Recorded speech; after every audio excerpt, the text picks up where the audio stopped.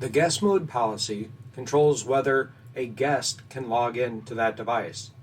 If you select Allow a Guest Mode, then on the main screen there'll be an option to sign in as a guest.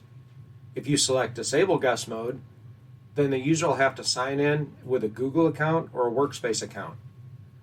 And then when they sign in as a guest mode, though, they don't receive the organization's policies. If you're K-12, it's default to disable the guest mode. To access the location to set the guest user policy within the Google Admin Console, in the left menu, select Devices, and then select Chrome.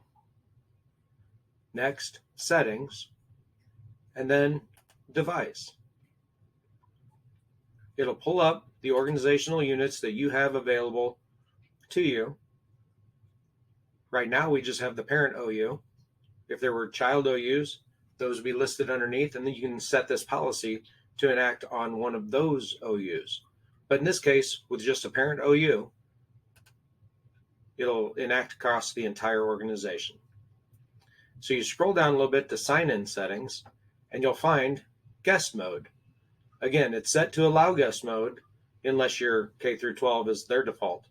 So we don't want other people to log in, so we're going to disable guest mode. And when we do that, we also have the ability to restrict the sign-in as well. Do we want to allow anybody to sign in if they have a Google or a Workspace account? Or do we want to restrict it to a list, or do not allow any user to sign in? We can also autocomplete the domain. If you want to use the domain name, you're going to set it for the domain of the organization. So only the person logging in can be a member of that organization.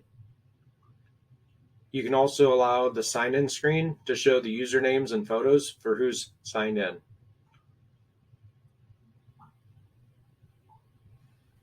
When you're done, click the Save button in the top right, and that policy will enable across the entire organizational unit that you selected.